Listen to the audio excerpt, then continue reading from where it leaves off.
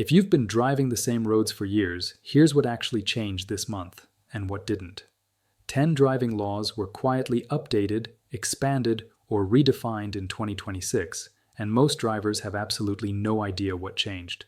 Miss even one of these changes, and you could be facing fines, criminal charges, insurance spikes, or losing your license altogether. But before we go any further, let's clear the air. No, all 50 states didn't secretly rewrite driving laws overnight. No, there isn't a coordinated crackdown designed to drain your bank account. And no, you won't get a $500 ticket for glancing at your phone at a red light in most places. What did happen in early 2026 is quieter but more important. A handful of states moved from education to enforcement on laws they passed last year. The grace periods ended, the warning tickets stopped, and if you live in one of these states, the rules you've been ignoring now have real consequences. I've spent the last 3 weeks cross-referencing DMV bulletins, state legislative trackers, and law enforcement memos, not viral headlines, to separate signal from noise. What follows isn't fear content. It's a practical field guide to what actually changed, where it applies to you, and how to adapt without panic. We'll count down 10 verified changes rolling out this year. But here's what you need to know. The rule most drivers are missing isn't about speed cameras or DUI limits. It's rule number 4, and it has nothing to do with how you drive. It's about a paperwork gap that could cost you $200 before summer. We'll get there. First, let's ground ourselves in reality. We're starting with rule number 10, because this one is already draining wallets across the country. For years, states like Iowa, South Carolina, and Pennsylvania passed hands-free laws, but gave drivers a warning phase. In Iowa, officers issued 0 fines for 6 months after the law passed in July 2025, just education pamphlets. South Carolina did the same, with full enforcement only beginning January 1st, 2026. That grace period is over. What this means practically. In these states, holding your phone while driving, even stopped at a light, is now a primary offense. An officer can pull you over for that alone. First offense fines range from $75 in Iowa to $150 in South Carolina. States like Ohio, Georgia, and Pennsylvania have moved distracted driving violations into primary enforcement. That means police no longer need a secondary reason to pull you over. If an officer sees a phone in your hand, that alone is enough.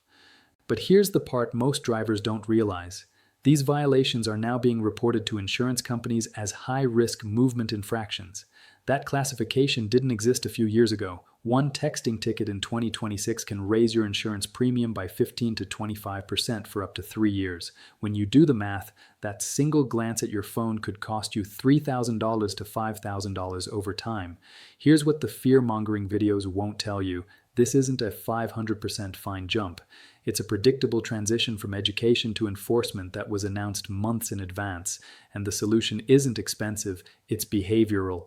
Mount your phone, use voice commands, or better yet, put it in the glove box until you park. That last one costs $0 and works 100% of the time.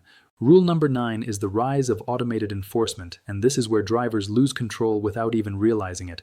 California's AB 289 did pass in 2025, authorizing automated speed enforcement, but not on every highway. Only in active highway work zones and school zones where workers are present. The cameras aren't AI ghost cops scanning every lane. They're stationary units triggered when workers clock in. No workers present? No active enforcement. But across the country, states and cities are expanding automated traffic camera programs at a speed we've never seen before. These are not the old red light cameras people learned to avoid. These are AI-powered systems that don't get tired, don't give warnings, and don't care who was behind the wheel. In 2026, states like California, Minnesota, and New York have rolled out expanded pilot programs that include automated speed enforcement in work zones, safety corridors, and high-incident areas. Minnesota and Oregon are testing similar programs, but with critical transparency requirements. Signs must be posted 500 feet before camera zones, and first violations typically receive warning letters. These systems track your speed across multiple points, not just one snapshot. If you exceed the limit by as little as 11 miles per hour in certain zones, the system automatically captures your plate and issues a ticket to the registered owner. And here's the trap. It doesn't matter who was driving. It doesn't matter if you lent your car to a family member or friend. If your name is on the registration, the fine is yours. No officer, no conversation, no discretion, just a notice in the mail demanding payment. The real shift here isn't surveillance, it's predictability. These cameras don't have bad days. They don't profile. They don't give warnings or make exceptions. If you see the sign, slow down. It's that simple. The technology isn't new. The rollout is just becoming more visible. Now listen closely, because rule number 8 is where things stop being about fines and start affecting your freedom.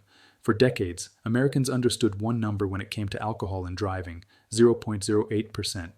That number is being challenged. Washington state did expand its DUI look-back period on January 1st, 2026, but not by lowering the BAC limit to 0.05%. That proposal passed the state Senate in late January, but still faces House approval and a governor's signature. What did change?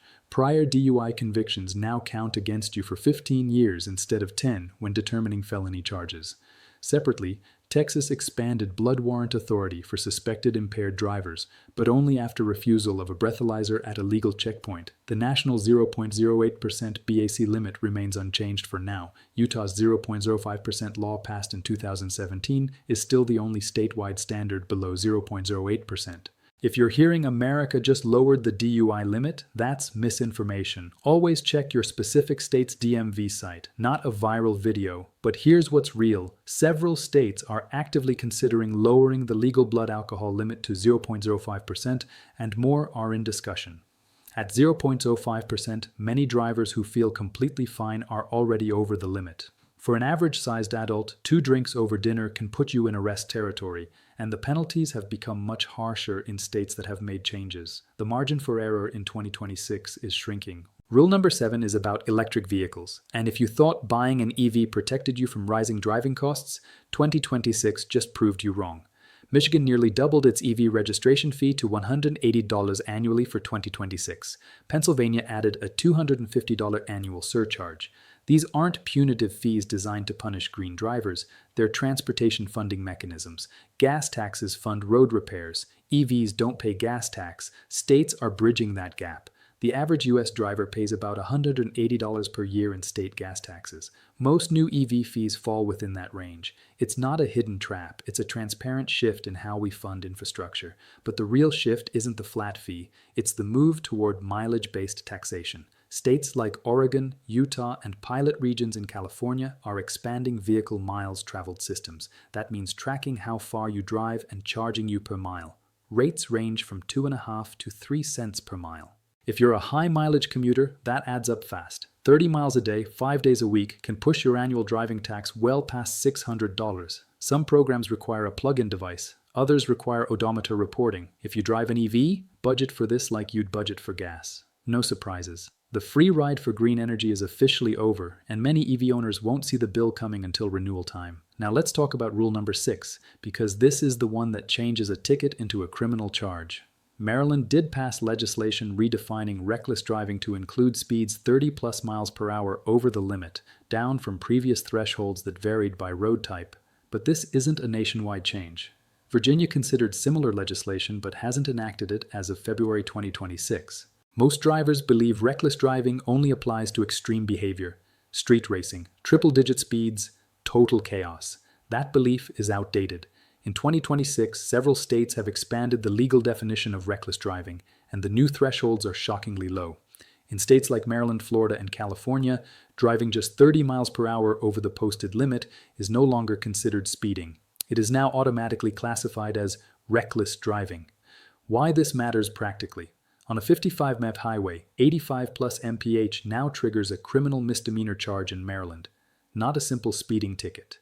That means potential jail time, license suspension, and a permanent record.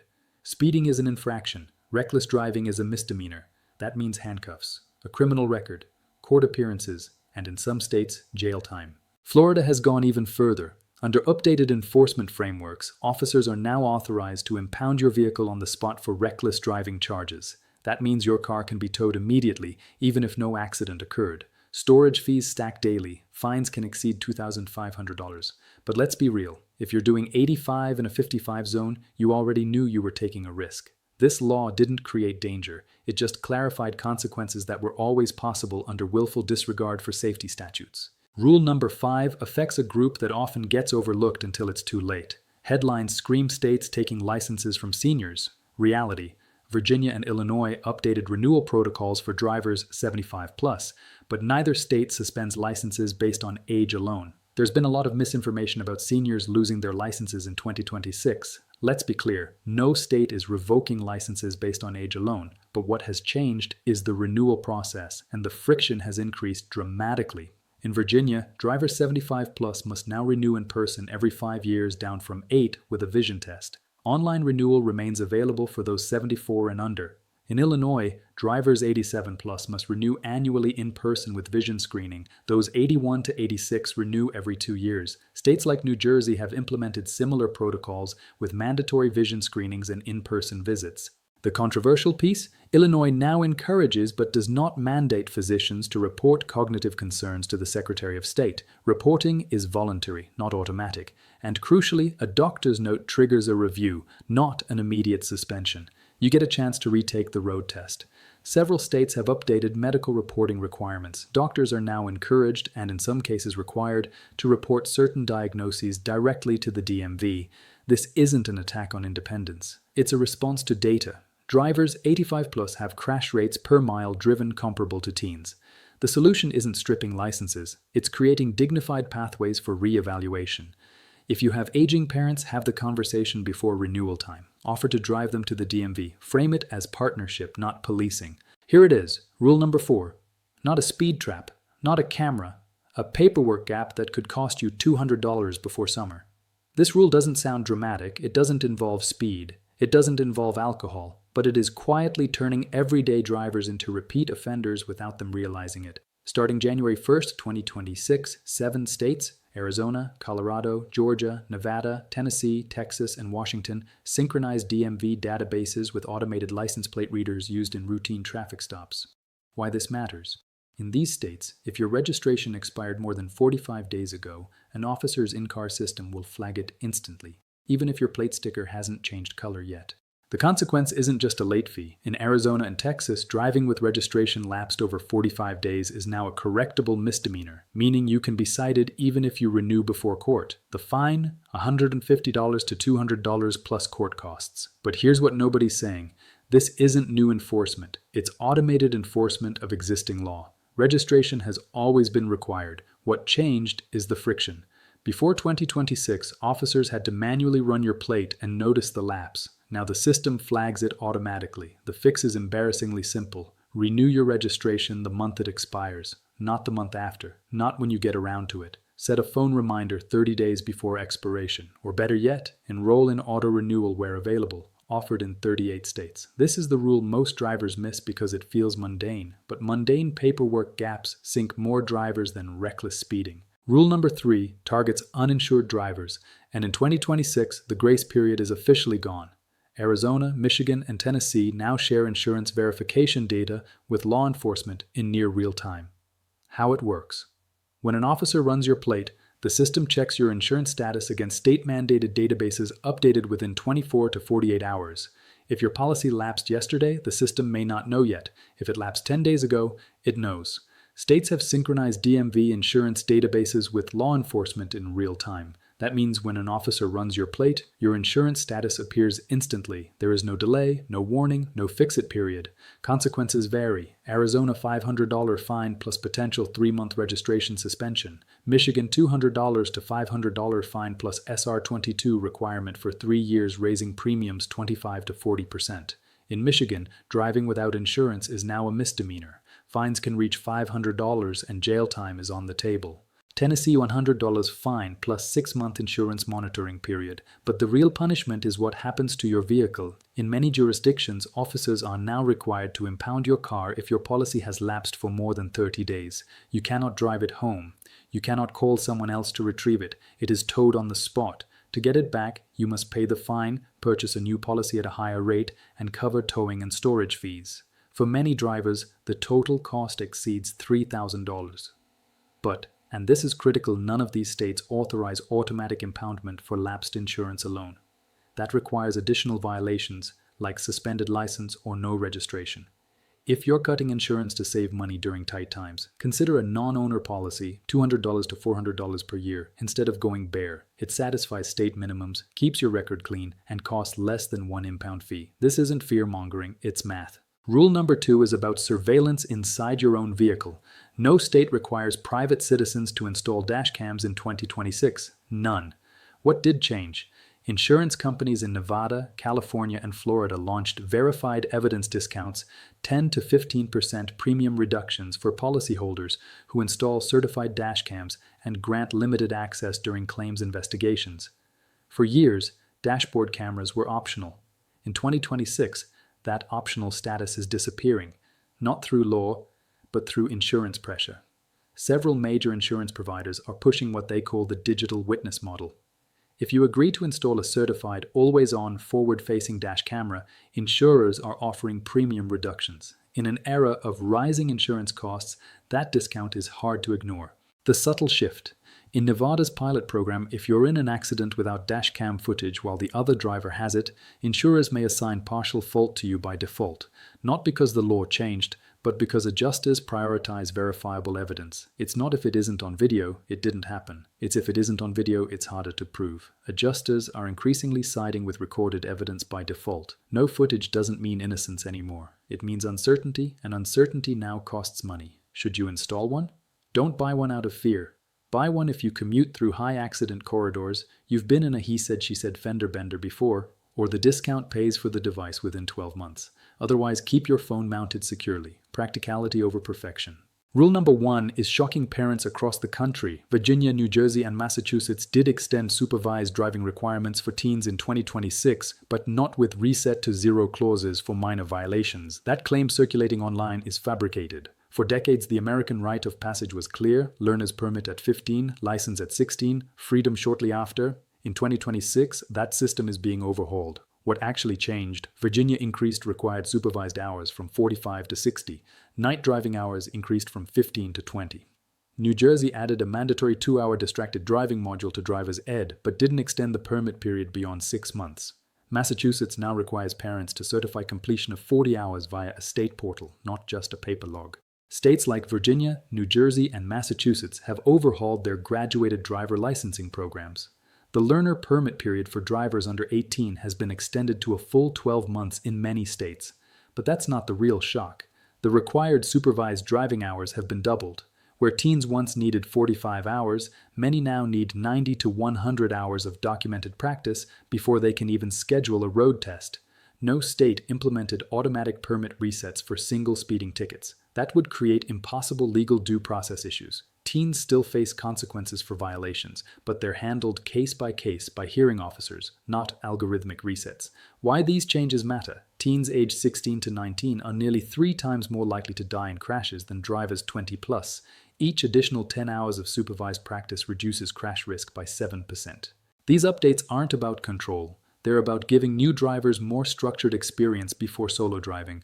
If you're a parent, frame this as mentorship, not punishment. Those extra hours aren't bureaucratic hoops. They're your last chance to shape their habits before they drive alone. Teach them to check mirrors at red lights, how to merge without braking abruptly, what to do when hydroplaning. We've walked through 10 verified changes rolling out in 2026. Not all apply to you. Not all are dramatic, but one thread connects them: the gap between assuming you're compliant and knowing you are. That gap isn't filled by panic, it's filled by one quiet habit: checking your documentation before you need it.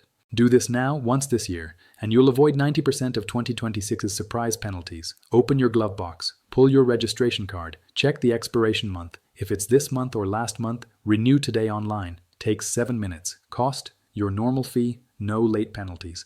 Open your insurance app or latest declaration page. Find the policy expiration date. If it's within 30 days, call your agent now, not when the cancellation notice arrives. Check your state's DMV website, not Google, under recent legislation. Search your state DMV 2026 law changes. Spend 4 minutes scanning. You'll likely find nothing applies to you, but that 4 minutes buys peace of mind no viral video can offer. Total time, 15 minutes. Total cost, $0. Total anxiety prevented, immeasurable. This isn't bureaucracy worship, it's practical sovereignty. When you know your paperwork is current, you drive with a different posture. Not defensive, not fearful, but calm. That calm matters more than you think. New driving laws trigger anxiety, not because the laws themselves are oppressive, but because they introduce uncertainty. Uncertainty erodes the mental bandwidth we need for real threats: black ice, distracted drivers, sudden weather shifts. When you eliminate uncertainty about registration or insurance, you free up cognitive space for what actually keeps you safe. Situational awareness. That's the real win. Not avoiding a $150 fine, but preserving your focus for the deer that might dart across the road at dusk. Preparation isn't about fear. It's about freedom. The freedom to pay attention to what matters because you've already handled what doesn't. Let's name what didn't happen in 2026 because silence breeds assumption. No state lowered the DUI limit to 0.05% outside of Utah.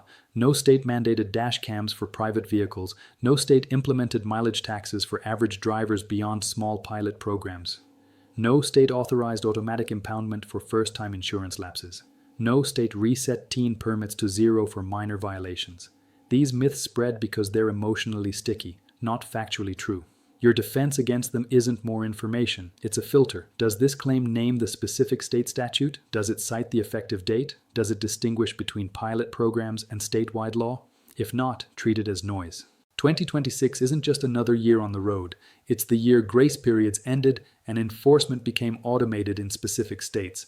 Whether it's cameras issuing tickets in work zones, reckless driving thresholds dropping to 30+ over, insurance companies tracking your coverage in real time, or registration databases syncing with patrol cars, the pattern is clear: increased automation, reduced margin for error. But understanding that removes the adversarial lens. The state isn't your enemy. It's a slow-moving institution trying to fund pothole repairs and respond to changing vehicle technology. Your job isn't to outsmart it, it's to stay minimally informed so you can move through systems without friction. That's not submission, it's strategic efficiency. Spend 15 minutes twice a year on documentation. Reclaim hundreds of hours of mental energy the rest of the year. If this information helped you replace anxiety with clarity, share it with one person you care about. Send it to your parents, your kids, or that friend who still thinks the rules haven't changed. Knowledge removes fear. That's the whole point. Stay calm, stay prepared, and I'll see you on the road.